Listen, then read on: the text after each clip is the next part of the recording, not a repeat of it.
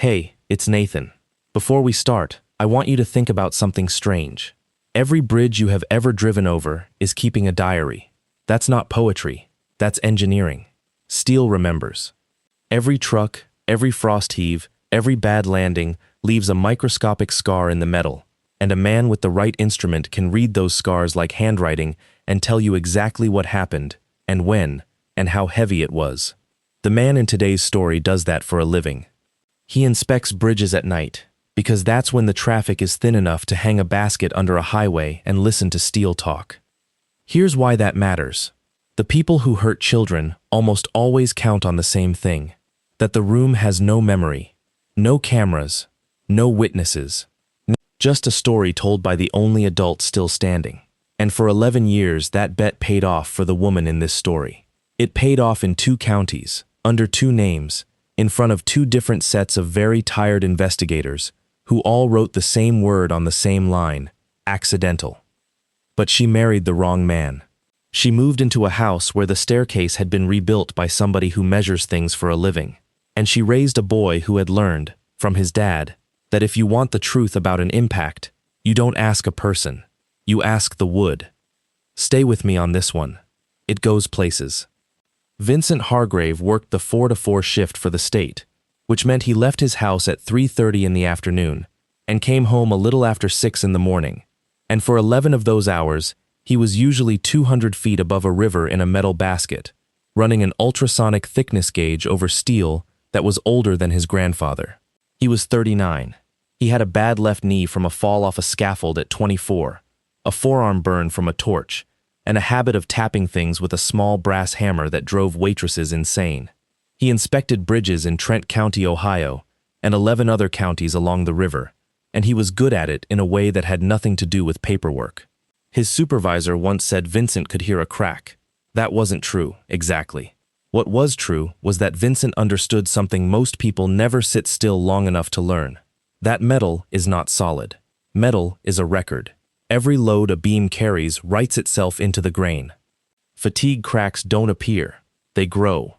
A hair a year, from a scratch somebody made in 1961. If you know how to look, a bridge will tell you the whole story of its life, including the parts nobody reported. He liked that about the work. He liked that steel couldn't lie about what had happened to it. Vincent had grown up in Belle Ferry, a river town of 9,000 people, with 2 stoplights and a marina that had been closed since he was in high school. His father had been a welder at the barge works until the barge works left. His mother had cleaned rooms at the Colonial Inn. Vincent went to the community college for 2 years, got on with a bridge crew as a laborer, and worked his way up through the certifications the slow way, 1 exam at a time, night classes, a folder of little laminated cards in his glove box. He had never in his life been the smartest man in a room. He had frequently been the most patient one. He married Pamela when he was 28. She taught 3rd grade at Belle Ferry Elementary and could not be moved on any subject once she had decided she was right, which was most subjects. They had 1 son, Toby. In the spring, Vincent turned 31, and for 6 years, the 3 of them lived in a narrow 2-story house on Kettle Street with a staircase that groaned like a boat. Pamela died on a Tuesday in October, in the crosswalk outside the school, hit by a contractor's flatbed whose driver had been awake for 26 hours. Toby was 5. He was standing 40 feet away holding a paper turkey. The wrongful death settlement took 2 years to grind through and came out at $912,000. Vincent did not touch a cent of it. He put every dollar into a structured trust in Toby's name with a lawyer in Columbus and a schedule that released it in thirds at 25, 30, and 35. He kept working nights. He kept the same truck. People in town thought that was strange, and Vincent thought people in town had never had to look at a check that was the price of somebody they loved. What he did do was fix the house.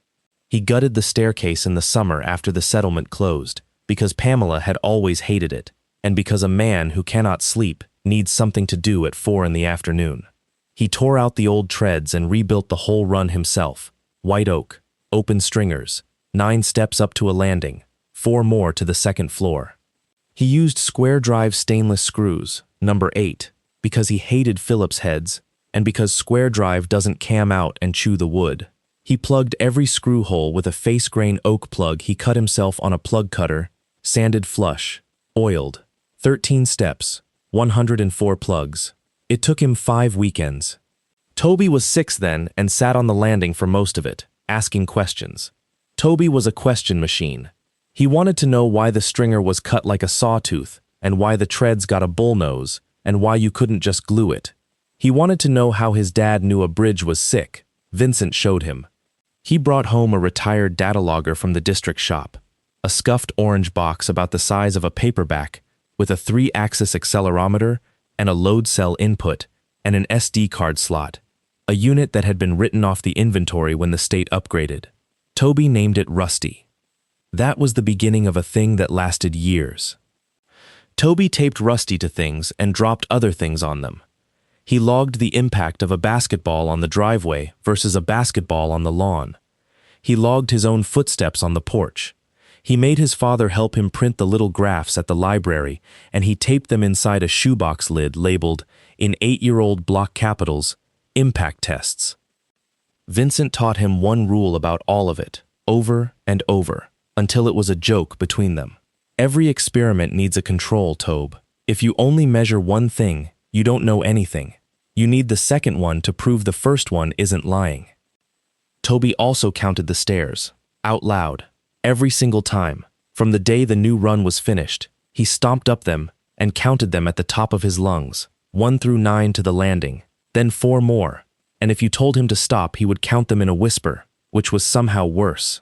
Pamela's mother said it was a phase. It was not a phase. It was the sound of the house. Vincent met Marissa at a grief group in the basement of St. Anselm's, 14 months after the funeral. She had a soft voice and a way of leaning in when he talked that made the fluorescent lights feel less like an interrogation. She said she had lost a husband to a heart attack at 34, out of nowhere, in a parking lot. She cried once in the whole 8 weeks of that group, and she apologized for it afterward, which broke him a little. She brought him a casserole he did not ask for. She remembered Toby's name from the first night. She was 36, worked as a patient transport aide at the county hospital, wheeled people from the 5th floor down to imaging and back, and everyone she worked with said the same thing about her. She was wonderful with the scared ones. She knew how to make a frightened person feel like the only person in the building. They dated for a year. She was easy in a way Pamela had never been. Pamela had argued. Marissa agreed. Pamela had had opinions about Vincent's shifts. Marissa said she liked the quiet house. When Vincent worried out loud that he was replacing his wife, Marissa was the one who told him he wasn't. That grief isn't a chair with one seat. He married her on a Saturday in June at the county courthouse with 11 people there, and Toby, who was 7, wore a clip-on tie and counted the courthouse steps on the way in. For the first year, it was good. Vincent would come home at 6 in the morning to a lit kitchen and a note on the counter. Marissa took over the school pickups, the dentist, the permission slips. She learned Toby's cereal. She replaced the bath towels. Vincent's sister Sheila, who lived over in Trent City and had never liked anybody her brother dated, admitted Marissa was making an effort. There was one thing. Marissa brought it up herself, at dinner, about 10 months in, and she brought it up crying. She said she was terrified of what would happen to her if something happened to Vincent. She said she had no legal relationship to Toby at all.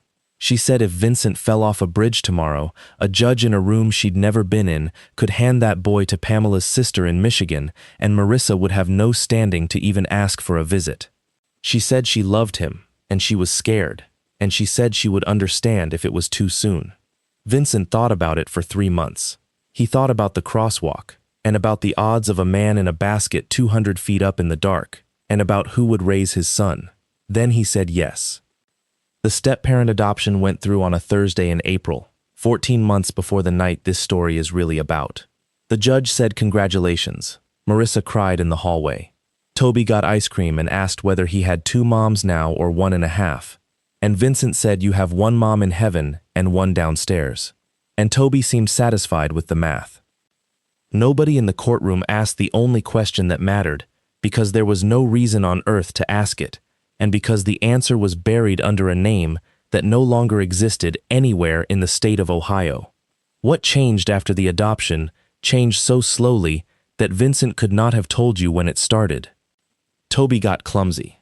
That was the word Marissa used, always with a laugh in it, always with her hand on the boy's head. Clumsy. He came down with a wrist he'd landed on wrong at the neighbor's. He got a hairline crack in a rib from the trampoline at a birthday party Vincent had worked through. He had a black eye in September from the corner of the coffee table, and a burn on the inside of his forearm in November from the oven rack, and each one had a story that was already finished by the time Vincent got home at 6 in the morning, and each story was told to him by the only adult who had been there. Toby got quiet too. That was the part Vincent noticed and didn't understand. The question machine ran down. The boy who used to ambush him at the door at 6 a.m. with a graph started sleeping through his father's homecoming. He stopped counting the stairs out loud. Vincent asked him about it once, in the truck, and Toby looked out the window and said counting is for babies, which did not sound like anything Toby had ever thought of on his own. And the television got louder. Marissa had a program she watched in the evenings, a long-running hospital drama, and at some point, the volume on that television stopped being negotiable. Vincent came home once at 4 in the morning, off a short shift, and heard it from the driveway. He mentioned it. She said she liked the noise in an empty house. He was tired. He worked nights. He had a good marriage, and a healed-over hole in his chest, and a son who was going through something. And every single explanation he was given was reasonable, delivered with warmth, by a woman who had never once raised her voice at him. Later, at the trial, a prosecutor would ask him why he hadn't seen it, and Vincent would give an answer that made 2 jurors put their hands over their mouths. He said, "She never gave me a lie big enough to notice. She gave me 100 small ones and let me build the story myself. I did all the work. She just handed me the bricks." The last normal night of Vincent Hargrave's life was a Wednesday in March, and it was cold, and he spent it on the Route 60 truss over the Muskingum with Clyde Trudeau, running dye penetrant on a gusset plate that had been bothering him since December. Clyde had been his partner for 9 years. He was 56, built like a fire hydrant, and had 2 ex-wives and a boat he never used. Around 2 in the morning, hanging in the basket with the river black underneath them and the wind coming up the valley, Clyde asked about Toby, because Clyde asked about Toby every shift. Vincent said he was fine. Then he stood there with the gauge in his hand and said, "Actually, he doesn't talk anymore." Clyde didn't say anything for a while. Then he said, "Kids get weird at 8. Then he said, "But if it was mine, I'd take a day and just sit in his room and shut up until he got bored enough to tell me something." Vincent said he'd do that Friday. He wrote it on the back of his hand, in pen, because that was how he remembered things. Take Friday. Sit with Tobe. His shift ended at 4. The paperwork took him to 5. He stopped at the Marathon on Route 7 for coffee and a bag of the cinnamon almonds Toby liked, and the clerk, a kid named Dennis, would later testify to the time on the receipt because that receipt turned out to matter. 5:51 a.m. Vincent pulled into his own driveway on Kettle Street at 6:22. The porch light was off, which was odd because Marissa left it on. The television was on, which was not odd. He could hear it from the truck, the swell of some hospital drama string section coming through the front window like the house had a heartbeat. He came in the side door, through the kitchen, setting the almonds on the counter, taking off his boots the way he always did so he wouldn't wake the boy. And then he stepped through into the front hall, and his son was on the floor. Toby was at the bottom of the staircase, on his side, one arm under him, his legs still up on the second step. He was in the blue dinosaur pajamas that were too small for him.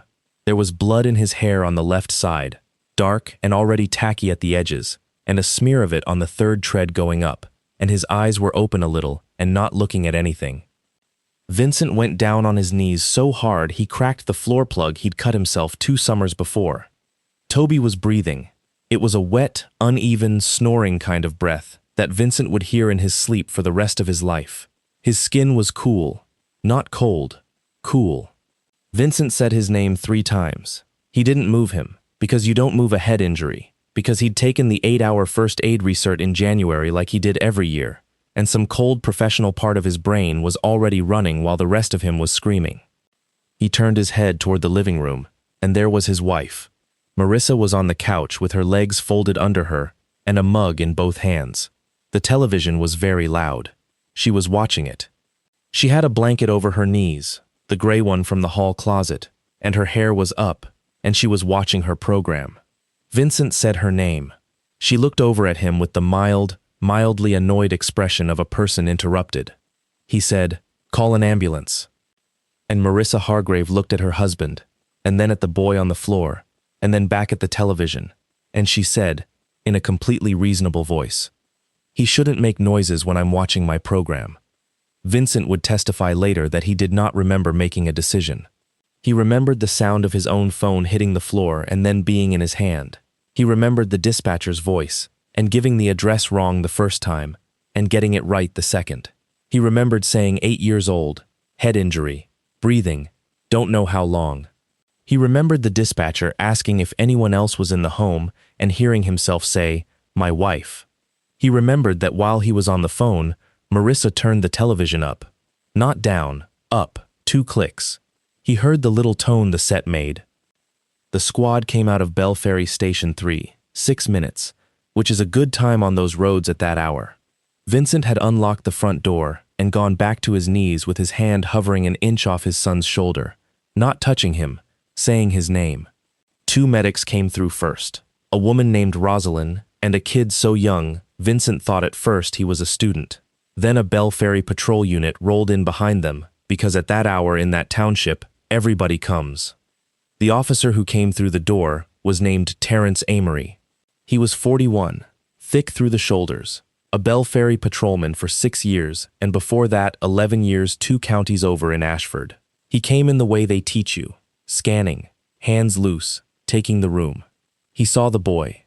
He saw the blood on the 3rd tread. He looked up the staircase, all the way to the landing, and back down, and Vincent watched him do the geometry, because Vincent did geometry for a living, and knew what it looked like on another man's face. Then Officer Amory turned his head toward the living room, and he saw the woman on the couch, and he stopped. It was not a pause. Vincent would describe it under oath as a man walking into a wall he couldn't see. Amory's hand came off his belt. His mouth opened slightly. Every bit of color went out of his face in about a second and a half, and he took 1 step backward. 1. The way you step back from an open elevator shaft. Marissa did not look at him.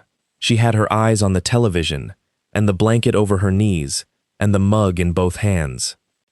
Amory came around the medics. He put himself between Vincent and the living room doorway, and he leaned down close enough that Vincent could smell coffee and cold air on him, and he did not use his radio, and he did not raise his voice above a breath. He said, "Sir, how long have you been married?" Vincent said, "What?" Amory said it again, and his voice cracked in the middle of it. "How long?" to her. Vincent said 2 years, almost 3, and he heard how insane it was that this was the question, with his son on the floor. And Officer Terrence Amory looked back over his shoulder at the woman on the couch, and he said, very quietly, very fast, like a man trying to get a sentence out before something stopped him.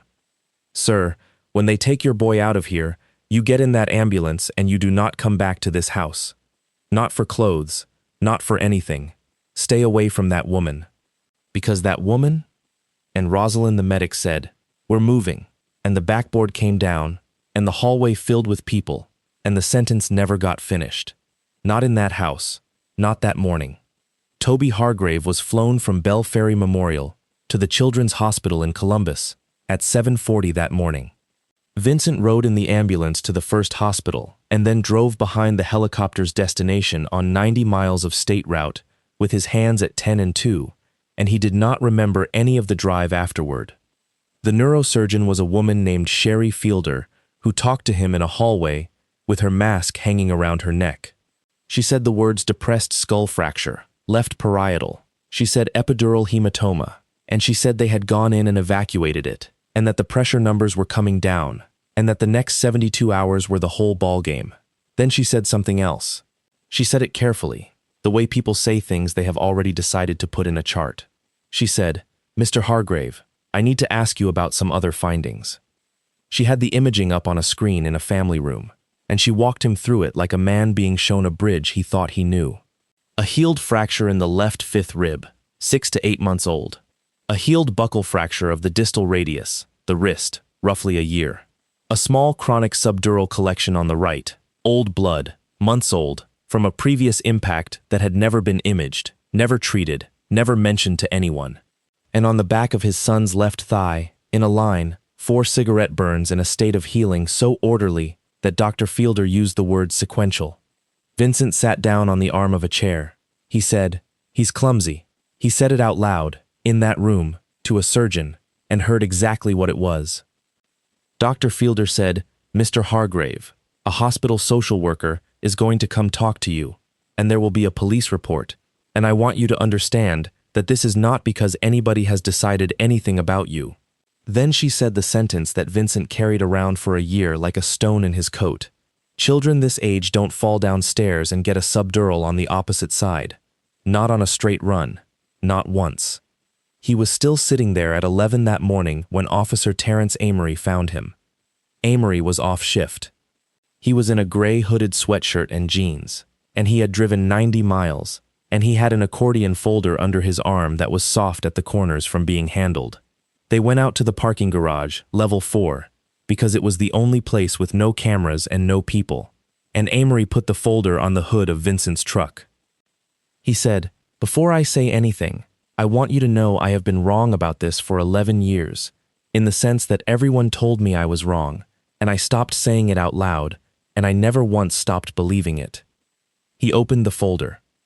The top page was a photograph of a boy, 7 years old, gap-toothed, in a Little League jersey 2 sizes too big, holding a bat wrong. Somebody had written on the white border in ballpoint, "Sid, AGE 7. Amory said, "Sidney Stapleton, Ashford County, October 11 years ago. I was 29 days off field training. Call came in around 6 in the morning. Father worked 3rd shift at the glass plant, came home, found his son at the bottom of the stairs. Mother was in the living room with the television on." Vincent didn't say anything. There wasn't air in him to say anything with. Amory said, "I was the first one through the door. I picked that boy up off the floor because the medics weren't there yet, and I was 24 years old, and I panicked, and I picked him up, and I have thought about that every day since." He died at 11:15 that morning. He turned the page. It was an incident report, badly photocopied, with a name typed in the box marked Mother, Deirdre Ann Stapleton. And below it, a driver's license photograph, 11 years younger, hair down instead of up, 20 pounds lighter in the face. It was Marissa. Vincent put both hands flat on the hood of the truck. Amory kept going, because he had clearly waited 11 years to say all of this to somebody who would not walk away in the middle. He said the case was investigated. He said the county coroner ruled it accidental, blunt force trauma consistent with a fall, and that there were no witnesses and no cameras and no priors, and that Deirdre Stapleton was the most cooperative, most heartbroken, most quotable grieving mother anybody in that department had ever dealt with. She sat for 4 interviews without a lawyer. She cried on local television. She organized a stair safety drive at the elementary school and got 211 gate brackets donated in her son's name. He said, "I wrote in my supplemental that the mother's affect was inconsistent. That's the whole language I had at 24. My sergeant told me, affect isn't evidence." He was right. That's the hell of it. He was right. He said the marriage came apart within the year. Kirk Stapleton, the father, started drinking and lost the house. Deirdre moved to Kentucky. 2 years later, she was in Ohio again, with a new last name from a marriage that lasted 19 months. And then that name went away too. And by the time she walked into a grief group in the basement of St. Anselm's, she was Marissa, and her paperwork was clean, and there was not one thing in any database in the state that would have told Vincent Hargrave anything at all. Vincent asked the only question he could form. He said, "Why did you say get out of the house? Why me?" She hurt him, not me. And Amory said the thing that changed the shape of everything that came after. He said, "Because in Ashford, 4 months before Sid died, that woman called an ambulance for her husband, Kirk. Said he'd been having stomach trouble, vomiting, weak, couldn't hold anything down for 6 weeks. They admitted him twice. Nobody ever figured it out. It cleared up completely about a month after she left him." He said, "I pulled Kirk's old records with a favor in year 3. Nobody ever ran a heavy metals panel, because nobody had a reason to. And I've had 11 years to think about why a woman would make a man that sick and then not finish it, and the only answer I ever got to was this. A sick husband is a busy husband. A sick husband is at the clinic. A sick husband isn't home at 6 in the morning. He looked at Vincent. He said, "You work nights." She married a man who works nights, and a boy who couldn't defend himself, and she got herself made that boy's legal parent 14 months ago. And I want you to go look at what that means for the money, and then I want you to ask yourself what she was going to do about the one person in that house she couldn't schedule around. Vincent said, "Me." Amory said, "You. And I've got no warrant, no case, no jurisdiction, and a coroner's ruling from 11 years ago that says I'm a crank. What I've got is a folder and a bad conscience. So take the folder." Vincent Hargrave found out what a smart antagonist looks like on the following Monday, which was the day she filed against him first. He had spent the weekend in a chair in the pediatric ICU. Toby's pressure numbers came down and then stopped moving. Dr. Fielder used the word coma without any drama in it, the way you'd say the word Tuesday. Sheila drove down from Trent City with a bag of Vincent's clothes and sat with him in shifts. The detective assigned out of Bell Ferry was named Krista Fenimore, and she was 34, thorough, and completely unimpressed by everybody. She interviewed Vincent for 2 hours on Friday. She asked him the same 4 questions 11 different ways. She wrote down the marathon receipt at 5:51 and the 911 call at 6:26, and she circled the 35 minutes in between, and then she looked at him for a while without saying anything, and Vincent understood that in the arithmetic of this case, he was not a father. He was a man with a window. On Saturday, Marissa gave an interview to the Bell Ferry Sentinel from her front porch. She wore no makeup. She said she had heard a sound and come running from the living room and found him and screamed for her husband. She said the television had been up because she'd fallen asleep to it. She said she was praying every hour on the hour. There was a photograph of her holding one of Toby's shoes. On Sunday, a lawyer named Belinda Kalmbach entered an appearance. She was from Columbus, she was expensive, and Vincent could not for the life of him work out how a patient transport aide had gotten her on a weekend. And on Monday morning, Marissa Hargrave filed an ex parte petition for a domestic violence civil protection order against her husband and a simultaneous emergency motion in juvenile court, and both of them landed before Vincent had eaten anything in 2 days. The petition said Vincent Hargrave had an escalating pattern of physical discipline toward his son. It said he came home from 12-hour night shifts agitated and drinking. It attached a 2-year journal, handwritten, in Marissa's careful hand, dated entries, 41 of them, describing incidents she had been too frightened to report. It attached photographs of Toby's injuries, the wrist, the ribs, the eye, that she had taken herself, time-stamped, with a ruler in frame. She had documented every single thing she had done to that boy, and she had documented it as a witness. It attached, worst of all, a letter from Dr. Herman Van Tassel, the pediatrician she had switched Toby to 19 months earlier. Van Tassel was 66, had a solo practice on Route 7, and had been quietly disciplined twice by the board in the 90s. His letter said that in his clinical judgment, the mother presented as protective and appropriately concerned, that she had brought the child in promptly on each occasion, and that the father had been present at none of the visits and had never once called the office. Which was true, because Vincent had been in a basket over a river, and because his wife had told him each time that she'd handled it. The magistrate granted the ex parte order Monday at 11 a.m. on the papers, the way they do, pending a full hearing in 14 days. Vincent was ordered to have no contact with Toby Hargrave, no contact with Marissa Hargrave, and to vacate the residence at 411 Kettle Street. He was served in the family room of the pediatric ICU by a Franklin County deputy who apologized twice. Vincent stood up. He asked to say goodbye to his son and was told, kindly, that he could not.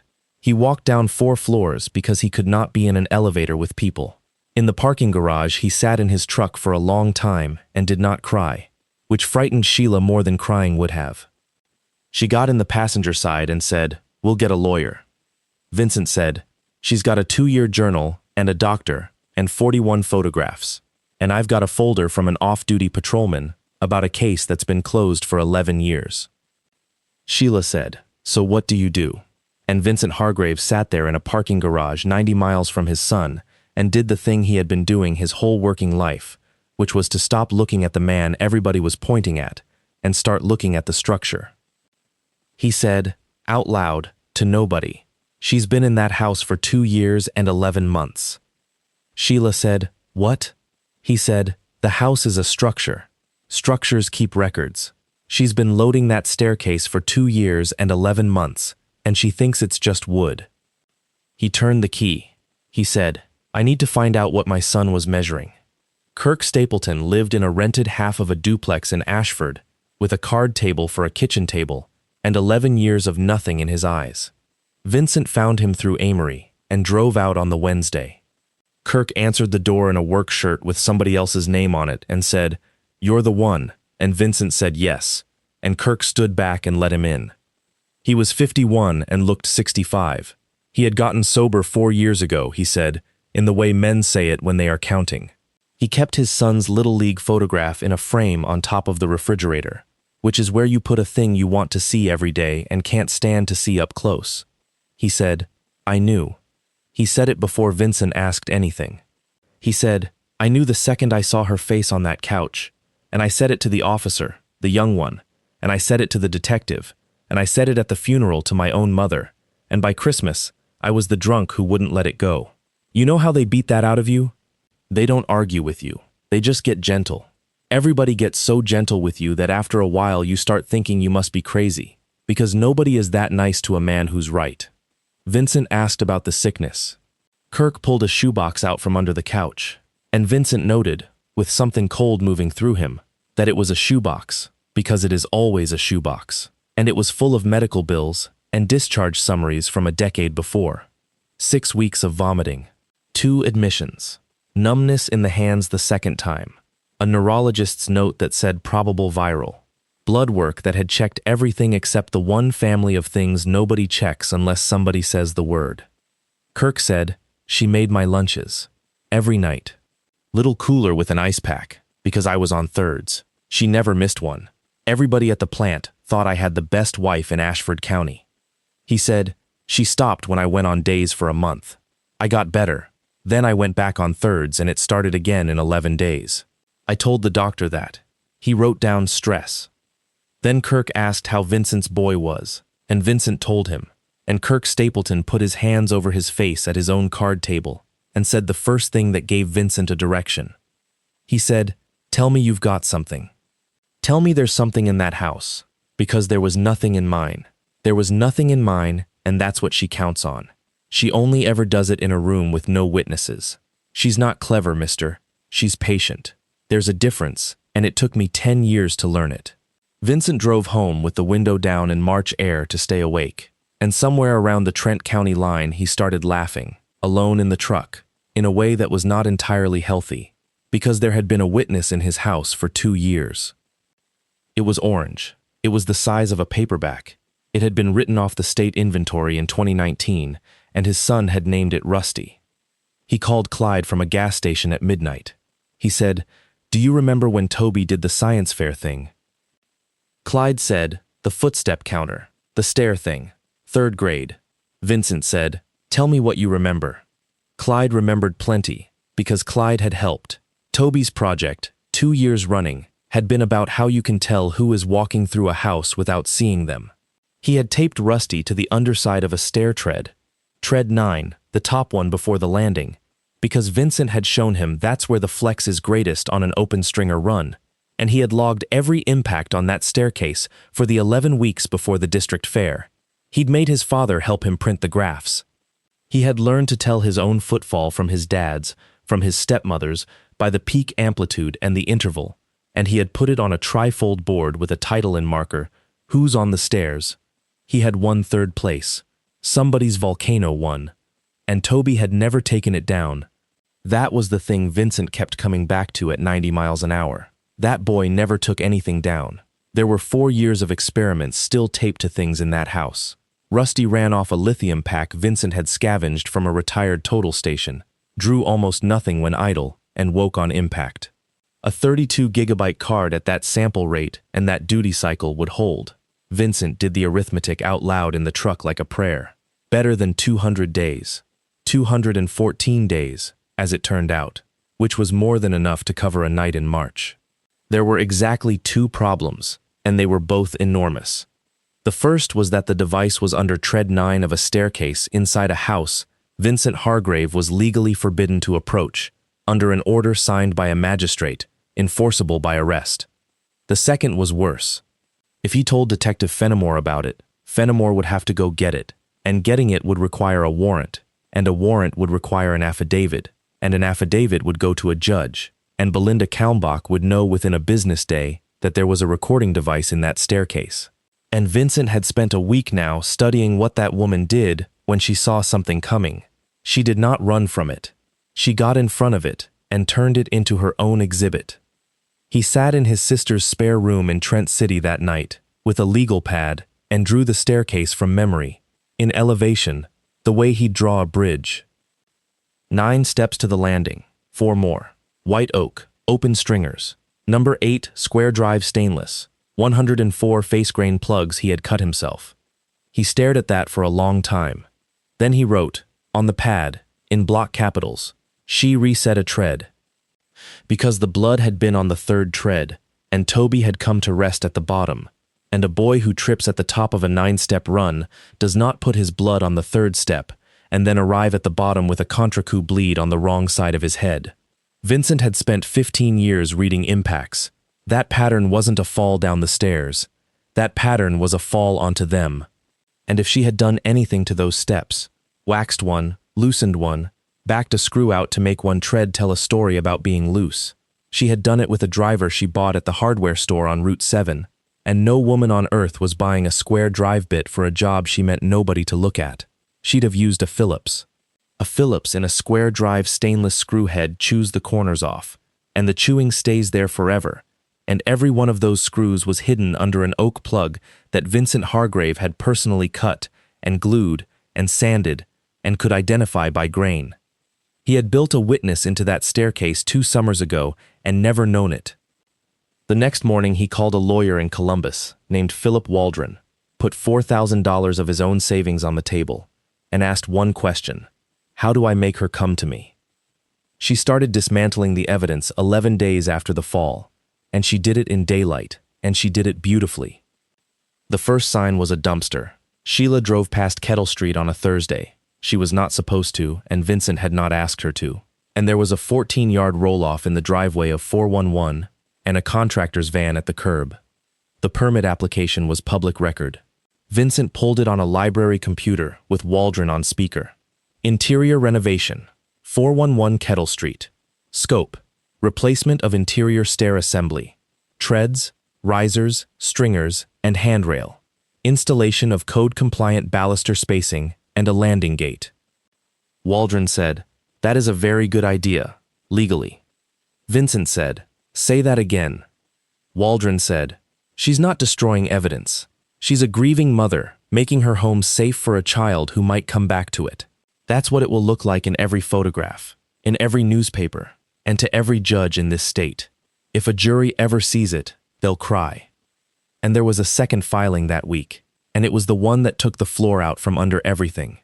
Marissa Hargrave, as Toby's adoptive mother, with Vincent under a no-contact order, and therefore stripped of practical say, had petitioned to be recognized as the child's healthcare decision-maker, and she had asked the pediatric team to convene an ethics consult on transition to comfort care. She wanted the boy off support. She had written a letter to the ethics committee. Vincent read a copy of it in Waldron's office, and it was, he would say later, the single most well-written thing anyone had ever aimed at him. It talked about dignity. It talked about a bright, funny boy who loved to count and who would not want to be kept in a bed. It quoted a thing Toby had once said about his mother being in heaven, which Marissa had heard him say, because she had been standing right there, and Vincent had told her the story himself. The ethics consult was set for a Tuesday, 19 days out. That was the clock. 19 days for the stairs to be torn out, and 19 days until a committee of well-meaning strangers voted on whether to let his son die. Vincent stopped sleeping in any real sense. He worked his shifts because Waldron told him that a man who keeps going to work looks like a man with a clear conscience, and because the state was paying his lawyer bill by the hour, whether he was there or not. He hung in a basket over the Muskingum at 2 in the morning, with his hands doing the work, and his mind stripping the problem down to members and loads the way he'd strip a truss. The thing about a bridge is that you cannot argue with it. You can put any story you like on paper. The steel will do what the physics says.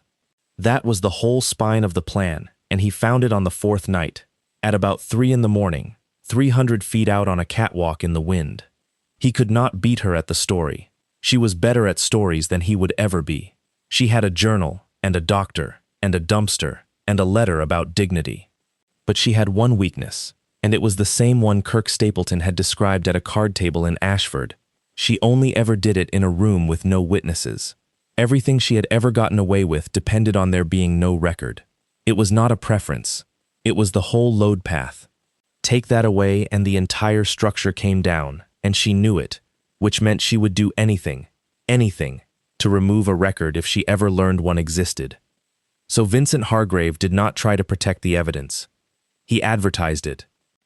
He climbed off that bridge at 4 in the morning and called Detective Krista Fenimore's cell phone from the parking lot, and when she answered, cold, he said 11 words that got him a meeting. I know why you circled 35 minutes, and I can fill it. Detective Krista Fenimore did not believe him. She believed the paper, which is what good detectives do. And the paper said Vincent Hargrave was a night shift father with a 35-minute hole in his morning, and a wife with 41 dated journal entries. So Vincent did not try to make her believe him. He gave her 4 things she could check herself, without taking his word for anything, and then he shut up. The first was Amory's folder, Ashford County, 11 years, Deirdre Ann Stapleton, a driver's license photograph, and a coroner's ruling. Fenimore looked at the license photo for a long time, and then she got up and closed her office door, which Vincent decided to take as a good sign. The second was Kirk Stapleton's shoebox, and the sentence about the lunches, and the 11 days. The third was the money, and this was the one that moved her. Vincent had Waldron pull the trust instrument and the adoption decree and lay them next to each other. The structured settlement, $912,000, was Toby's. Under the terms, if the beneficiary died before the first distribution at 25, the corpus passed to the beneficiary's estate. Toby was 8. Toby had no will. Under Ohio intestacy, a minor child's estate passes to his parents, plural, equally. And 14 months ago, in a courtroom where a judge said congratulations, Marissa Hargrave had become a parent. $456,000 on a boy's death to a woman who wheeled patients to imaging for $19 an hour. And there was a rider. Waldron found it on the 3rd pass. A juvenile term life policy on Toby. $40,000, taken out 11 months earlier through an agent in Zanesville. The application had Vincent's signature on it. It was not Vincent's signature. It was close. It was close the way a thing is close when somebody has practiced it off the back of a check. The 4th thing was the staircase, and it was the only one Vincent had to explain, and he explained it with a pencil. He drew the run in elevation on the back of a Bell Ferry PD notepad. He drew the impact. He explained Contrecoup to a detective in about 90 seconds using a coffee mug and his fist, and then he told her about the square drive screws and the 104 oak plugs, and then he told her about a 3rd-grade science fair project that had been taped to the underside of Tread 9 for 2 years, and what a 3-axis accelerometer with a 214-day buffer would have written down at 5:52 on a Wednesday morning in March. Fenimore was quiet for a while. Then she said, "If I put that in an affidavit, Kalmbach has it by Friday." And Vincent Hargrave said, "I know. That's the plan." The plan had 4 moving parts, and Waldron made him write all of them down so that everything they did would be lawful, because the one thing that could still save that woman was a technicality, and Vincent had decided she was not going to get one. Part 1. The house. Vincent still owned it. The protection order barred him from entering it, but it did not transfer his property interest, and Ohio is a one-party consent state. With Waldron's opinion letter and Fenimore's blessing, Vincent could consent to the recording of the interior of his own home, and Bell Ferry PD could execute a search warrant of that home for a stair tread and a data device on the sworn affidavit of Detective Fenimore at a time of their choosing. Part 2. The Decoy. On a Saturday, with the warrant in hand and Vincent waiting at the curb because he was not permitted past the property line, Fenimore and an evidence tech pulled tread 9. Rusty was there. 2 years of dust, a strip of hockey tape gone brittle, and a green pinpoint status LED still blinking every 4 seconds because Toby Hargrave had never in his life turned anything off.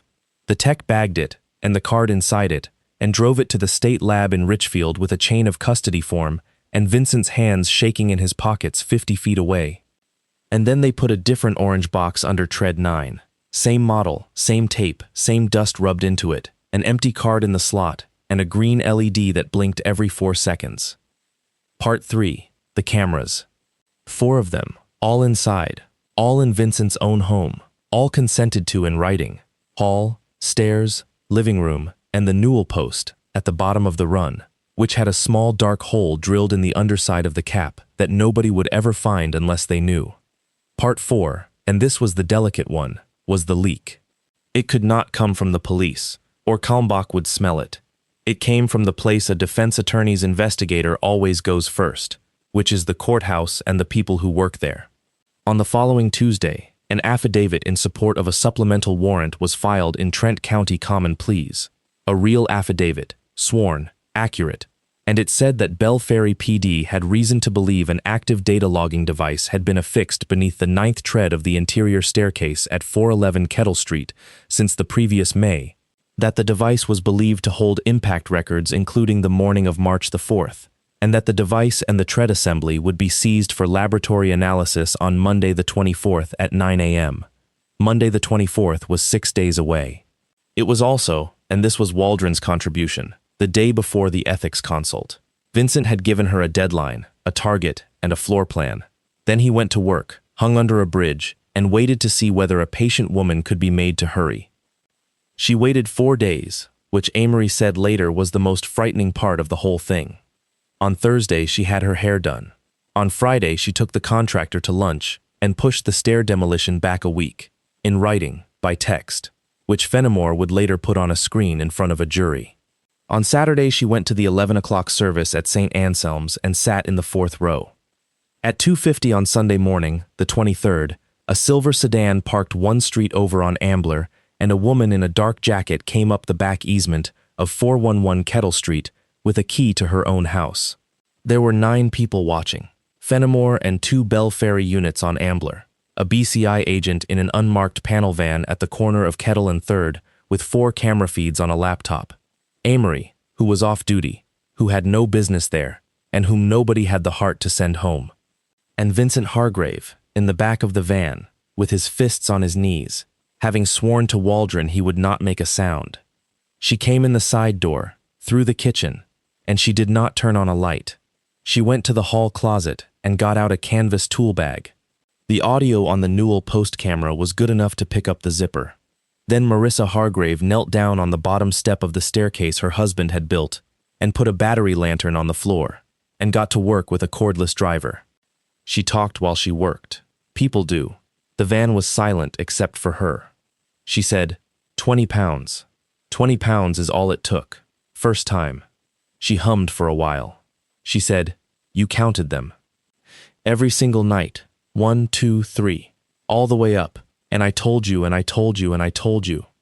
The driver whined. She had a bit in it. It was a Phillips. She said, 9. Always 9. 9's the one that gives. The tread came up at 3:11 a.m. She reached under it with her whole arm, past the elbow, and came out with an orange box with a green light blinking every 4 seconds, and she sat back on her heels and looked at it in the lantern light with an expression the BCI agent described in his report as satisfied. She took a claw hammer out of the canvas bag and she broke it. 4 blows, on the oak, on her knees, in the dark, methodically, until the plastic split and the little green light went out. And then Marissa Hargrave said the sentence that ended her. She said, out loud, in an empty house, to a broken orange box. Sid didn't leave anything either. In the van, Detective Krista Fenimore closed her eyes. Vincent Hargrave did not make a sound, because he had promised. He put his hand over his mouth, and it came away wet, and he kept the promise. She was still on her knees on the third step, brushing the pieces into the canvas bag, when the lights came on. They took her in the front hall, 4 feet from where her son had lain 20 days before. She did not run, and she did not fight. She stood up, and she brushed the dust off her knees, and she asked, very calmly, whether she could put her shoes on properly, and a Bell Ferry officer said yes, ma'am. Officer Terrence Amory was allowed to make the arrest. Fenimore made a point of it, and nobody in that hallway objected. He had trouble with the cuffs, because his hands were not steady, and he had to start the Miranda card twice. When he had finished it, he leaned down close to her, close enough that the body camera picked it up, and he said, very quietly, Sidney Stapleton, October 11th, I'm the one who picked him up. And for the first time in 11 years, and the last time anybody would ever see it, Marissa Hargrave's face did something. It was not remorse. Nobody in that hallway thought it was remorse. It was the look of a person doing a sum and finding, for the first time in her life, that it did not come out. Then it was gone, and she said she would like to call her attorney, and they walked her out past the dumpster. The state lab in Richfield took 9 days with the real device, and what came back was not a graph. It was a transcript. 214 days of a staircase. Every footfall on that run since the previous August, time-stamped to the 100th of a second, with peak amplitude and dwell and interval. An engineer named Gerald Bickford, 26 years with the Bureau of Criminal Investigation, testified that he had never been handed a data set like it in his career, and that he had gone home the first night and told his wife about it. The signatures separated cleanly. A 94-pound boy, running, 2 steps at a time, peaks around a fixed value. Interval short. A 210-pound man in work boots, heavy, even, slow, always coming down at 6:30 in the morning. And a 140-pound woman, light, unhurried, 1 tread at a time. March the 4th, 5:51 and 40 a.m., the boy's signature at the top of the run. Awake, moving, on the landing. 5:51 and 52, the woman's signature on the landing. Both of them up there. Together. 5:52 and 9 seconds. A single impulse on tread 9 at 4 times any load that staircase had recorded in 214 days. Not a footfall. A transfer. Bickford called it, on the stand, an unbraced dynamic loading consistent with a body being driven downward and forward from a standing position at the head of the run. Then nothing on the treads for 2 seconds, which is what a staircase records when a small body is in the air. Then an impact at tread 3. Then a single set of unhurried, 1 at a time footfalls, descending, all 9. And at 5:53 and 41 seconds, on the living room camera's absent record, but on the cable box's own log, which Fenimore subpoenaed and put beside it, the television volume went from 18 to 22. Vincent had been 40 minutes away, buying cinnamon almonds. And then there was the control. It was Vincent who remembered, at 4 in the morning, sitting up in his sister's spare room with his heart going, because he had said it to that boy 1,000 times, and the boy had never once let him down. Every experiment needs a control, Tobe. If you only measure one thing, you don't know anything. Toby had taped a second unit to the underside of the landing framing, reachable through the little door in the basement stair closet, where the water shutoff was. He had labeled it in marker, on masking tape, in 8-year-old block capitals, Control, do not unplug. He had wired it to a wall wart. It had been running, on and off impact triggers, for 26 months. It held the rest of it. October, an impulse at the top of the run at 9:40 at night, and a fall, and no 911 call, the night of the wrist. The June before that, an impact on the landing, not on the stairs, a body driven into the newel post, which is where a rib gets cracked. And 3 separate nights in the last 5 weeks, all between 5:40 and 6 a.m., all with 2 people on the landing, and no impulse at all, a woman and a boy, standing at the top of a staircase in the dark for 90 seconds, twice, and 4 minutes the third time, and then both of them walking back down. Rehearsals. She had been standing up there with him, getting the timing right against a truck she could hear coming down Kettle Street. Bickford testified for 6 hours. The defense could not touch him. because he had not interpreted anybody's affect, and he had not judged anybody's character, and he had no opinion whatsoever about Marissa Hargrave. He had a staircase, and the staircase had kept a diary. The rest came fast after that. Ashford County reopened Sidney Stapleton and exhumed him in June, and the second autopsy, with 11 years of forensic advancement behind it, found a healed spiral fracture of the left humerus that had never been in any medical record anywhere. Kirk Stapleton sat in the second row of the Trent County courtroom every single day of the trial in a borrowed suit. A woman named Charmaine Fielder came forward from Kentucky with a 23-year-old stepdaughter named Tricia, who had been sick for the entire 19 months of a marriage and completely well ever since.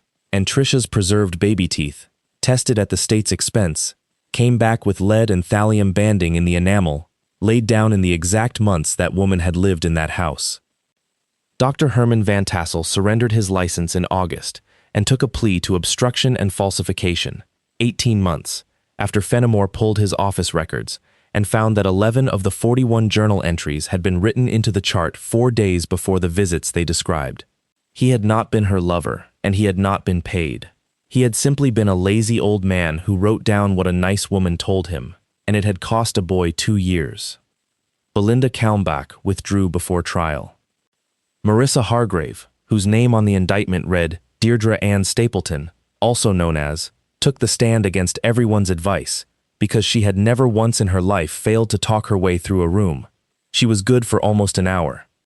Then the prosecutor, Philip Waldron's colleague, asked her the one question Vincent had written on the back of his hand in pen and passed forward at the break. He asked her, "Ma'am, on the recording, you said 9's the one that gives.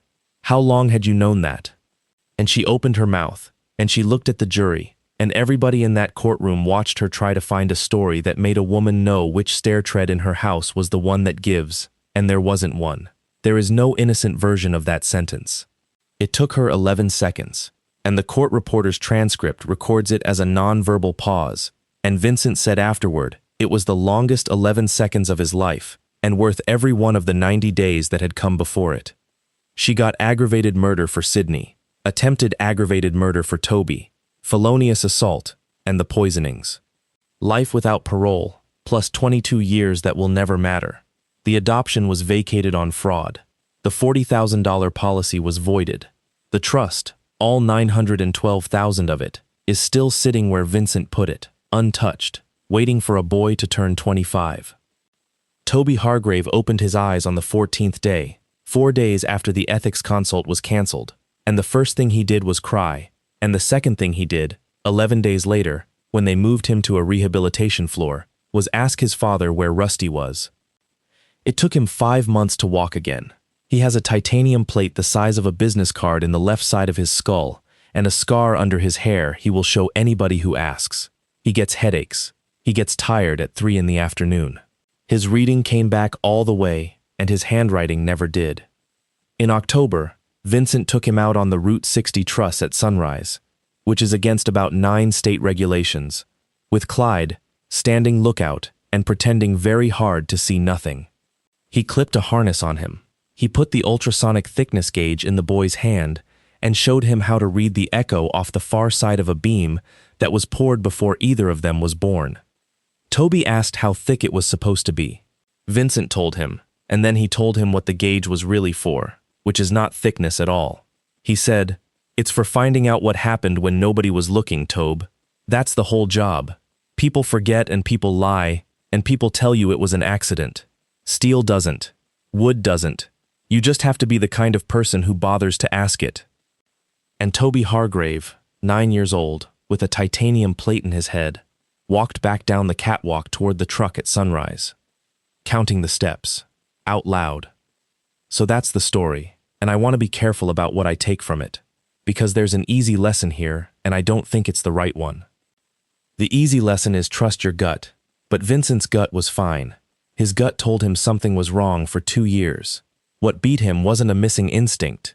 It was a woman who understood that a suspicion with no record attached to it is just a feeling, and feelings lose.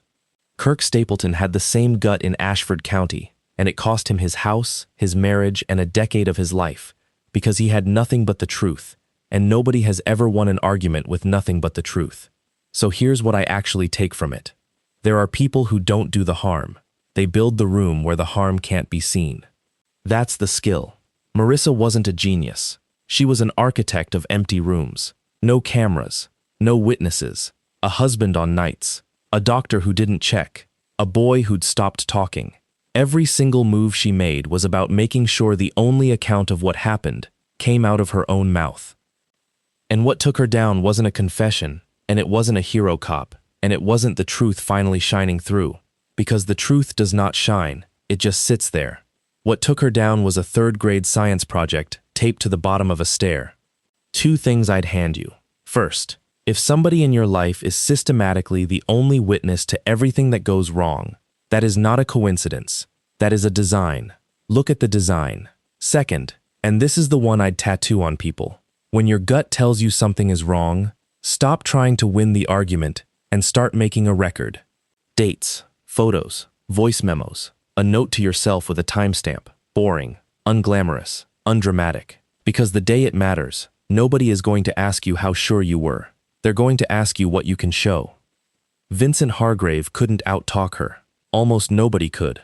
What he could do was know a thing about how the world works that she never bothered to learn.